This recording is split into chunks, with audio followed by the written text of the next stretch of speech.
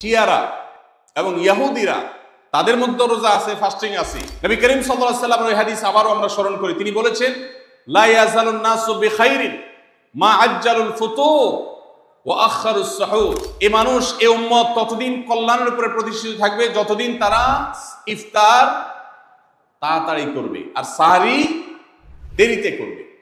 ইফতার তাড়াতাড়ি করা এর মানে হলো সূর্য ডুবছে আর দেরি করবেন না। শিয়ারা এবং ইহুদিরা তাদের মধ্যে রোজা আছে, ফাস্টিং আছে। তারা সেই রোজায় ইফতার করে হলো চতুর্দিক অন্ধকার হয়ে যাওয়ার পর, সূর্য ডুবার পর পর ইফতার করে না। তো এই জন্য নবী সাল্লাল্লাহু আলাইহি ওয়াসাল্লামের আদর্শ হলো তার বিপরীত, অর্থাৎ সূর্য ডুবার পর পর ইফতার করে ফেলা, অতিরিক্ত বিলম্ব না করা। আল্লাহ আমাদেরকে আমলের তৌফিক দান করুন। ইফতারের দোয়া জানা আছে ভাই? কি দোয়া? আমরা একটা দোয়া কমন জানি বাংলাদেশের মানুষ, সেটা হলো আল্লাহুম্মা লাকা সুমতু আলা রিজকিকা আফতারতু। এটাও হাদিসে বর্ণিত হয়েছে, কিন্তু হাদিসের সনদ নিয়ে অনেকে কোনটা নিয়ে আলাপ তুলেছেন, প্রশ্ন তুলেছেন। আল্লাহুম্মা লাকা সুমতু মানে হলো, হে আল্লাহ, আপনার উদ্দেশ্যে রোজা রেখেছি, ওয়া আলা রিজকিকা আফতারতু, এবং আপনার দেওয়া রিজিক দিয়ে ইফতার করেছি। আর ইফতারের আরেকটা দোয়া হলো যাহাবাজ জামা ওয়াবতাল্লাতিল উরুক ওয়া সাবাতাল আজরু ইনশাআল্লাহ। এটা একটা দোয়া। যদি এগুলো দোয়ামূলক নয়, আমরা দোয়া বলছি, এটা মূলত আল্লাহর কাছ থেকে একটা প্রত্যাশা। এর অর্থ হলো যাহাবাজ জামা, আমার পিপাসা দূর হয়ে গেছে, ওয়াবতাল্লাতিল উরুক, আমার শিরা উপশিরাগুলো সব সিক্ত হয়ে গেছে, ওয়া সাবাতাল আজরু ইনশাআল্লাহ, এবং আল্লাহ চাহেন তো এই রোজার বিনিময় আমার সাব্যস্ত হয়ে গেছে আল্লাহর কাছে, এটা স্থির হয়ে গেছে। এটা হলো ইফতারের দোয়া। ইফতারের দোয়াটা কি ইফতারের আগে করব না পরে করব? ইফতারের দোয়াটা যারা ইফতারের আগে করার পক্ষে তারা হাত তোলেন, অল্প সংখ্যক মানুষ।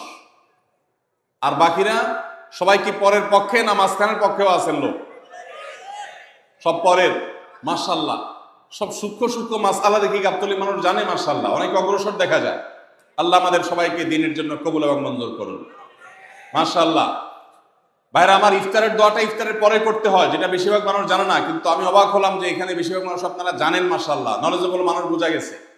ইফতারের দোয়ার অর্থের দিকে তাকালেই তো বোঝা যায় এটা আগে না পরে। দোয়ার অর্থের মধ্যে তাকালে আমরা দেখতে পাচ্ছি যে আল্লাহ শিরা উপশিরা সিক্ত হয়ে গেছে, পিপাসা দূর হয়ে গেছে, এগুলো তো ইফতারের পরেই হয়।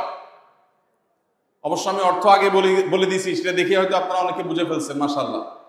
তো যাই হোক, ইফতারের শুরুতে বিসমিল্লাহ বলে ইফতার করব, আর শেষে এই দোয়া পড়বো। আল্লাহ আমাদেরকে আমলের তৌফিক দান করুন। রোজা রেখেছেন কিন্তু ইফতার করেন নাই, রোজা হয়ে যাবে কিন্তু সুন্নাত আদায় হবে না। এই জন্য ইফতার করা একটা সুন্নাত। আল্লাহ তাআলা আরহামুর রাহিমিন, এমন একটা মাস রমজান মাস, সারা বছর কিন্তু আমরা নাস্তা করি।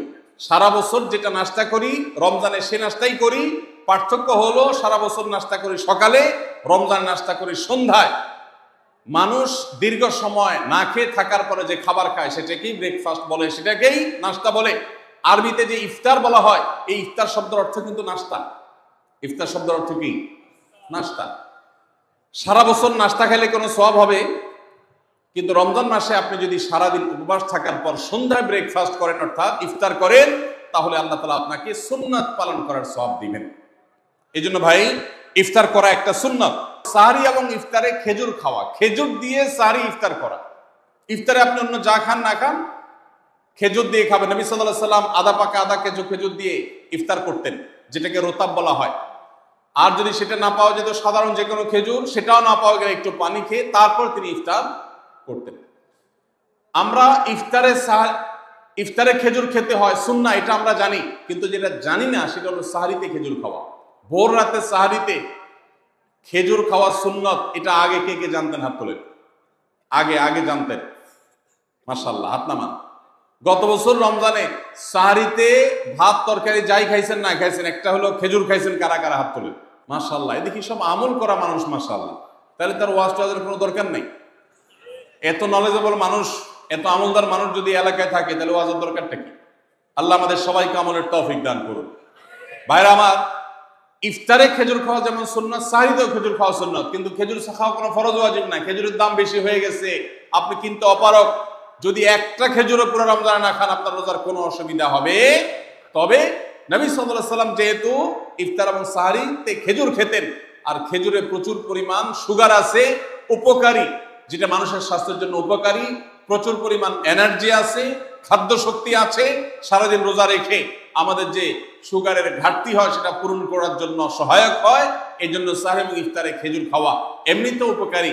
আর নবী সাল্লাল্লাহু আলাইহি ওয়াসাল্লামের সুন্নাহ, তিনি বলেছেন নি'মা সাহুরুল মুমিনি আত-তামার, ইমানদারের সাহারির আইটেমের মধ্যে সবচেয়ে বেস্ট উত্তম হলো খেজুর। এজন্য অন্য যাই খান না খান একটু হলো, এক পিস হলো খেজুর খাবেন। ইনশাআল্লাহ সুন্নাত আদায় করার নিয়তে খেলে এই খেজুর সুন্নাতটা আদায় হয়ে যাবে। আল্লাহ তাআলা তা চাহেন। রমজান মাসে রোজা রেখে আমরা বেশি বেশি দোয়া করব। চলতে ফিরতে উঠতে বসতে দোয়া করতে পারেন। আমাদের মায়েরা অনেকে শুনছেন আমাকে, রমজান মাসে আপনি গৃহস্থলী কাজ করছেন, রান্না বাড়া করছেন, ঘর ঝাড়ু দিচ্ছেন, আর মনে মনে আল্লাহর সাথে কথা বলেন। দোয়া মানে আল্লাহর সাথে কথোপকথন। আল্লাহ আপনি আমাকে মাফ করে দেন, আমার বাবাকে মাকে মাফ করে দেন, সন্তানগুলোকে হেদায়েত দান করেন, চোখের পানি ফেলেন। নিয়মতান্ত্রিক দোয়া, বসে বসে হাত তুলে দোয়া করবেন কেবলামুখী হয়ে। আবার চলতে ফিরতে উঠতে বসতে, এমনকি ওযু নাই সে অবস্থায় দোয়া করবেন। নবী সাল্লাল্লাহু আলাইহি ওয়াসাল্লাম বলেছেন 3 ব্যক্তির দোয়া ফিরিয়ে দেওয়া হয় না। কয় ব্যক্তির দোয়া? লা তুরাদ্দু দাওয়াতুহুম, 3 শ্রেণী মানুষের দোয়া ফিরিয়ে দেওয়া হয় না। এর ভিতরে এক শ্রেণী হলেন মাজলুম, কারোর জুলুমের শিকার হয়েছে এই ব্যক্তি। জালেমের বিরুদ্ধে যে তার মনের আকুতি থাকে, বদদোয়া থাকে, আল্লাহ সুবহানাহু ওয়া তাআলা এটা ফিরিয়ে দেন না। এইজন্য পৃথিবীর ইতিহাসের কোন জালিম আপনি দেখাতে পারবেন না যেই জালিমকে আল্লাহ ছেড়ে দিয়েছেন, আল্লাহ ছাড় দিয়েছেন কিন্তু চূড়ান্ত ভাবে ছেড়ে দিয়েছেন, এমন কোন জালিম আপনি দেখাতে পারবেন না। এজন্য ভাই কখনো কোন অবস্থাতে কারো প্রতি আমরা জুলুম করব না। আল্লাহ আমাদেরকে সেটা মানার তৌফিক দান করুন। তাহলে 3 ব্যক্তির দোয়া কবুল হয়, ফেরত দেওয়া হয় না। তার ভিতরে একজন হলো মাজলুম, যার প্রতি আপনি জুলুম করেছেন, সে আপনার বিরুদ্ধে যে বদদোয়া করে, এটা লাগবেই লাগবে, আজ হোক আর 2 দিন পরে হোক। নাম্বার 2, মুসাফির, যে ব্যক্তি সফরে আছে, সফররত অবস্থায় সে যদি দোয়া করে, সে দোয়া আল্লাহ তাআলা কবুল করেন। 3 নম্বর হলো রোজাদার ব্যক্তি, as-সাইম হাত্তা ইফতির, রোজাদার ব্যক্তি সারাদিন ভর রোজা করলে ইফতার রাগ পর্যন্ত, সারাদিন দোয়া করলে ইফতার রাগ পর্যন্ত তার দোয়া কবুল হয়। এই জন্য রোজা রেখে আমরা বেশি বেশি আল্লাহর কাছে দোয়া করবো ইনশাআল্লাহ। চলতে ফিরতে উঠতে বসতে মনে মনে আল্লাহর সাথে কথা বললেন, চাওয়া তাওয়াকে পেশ করলেন, বাস এইটাই হলো দোয়া।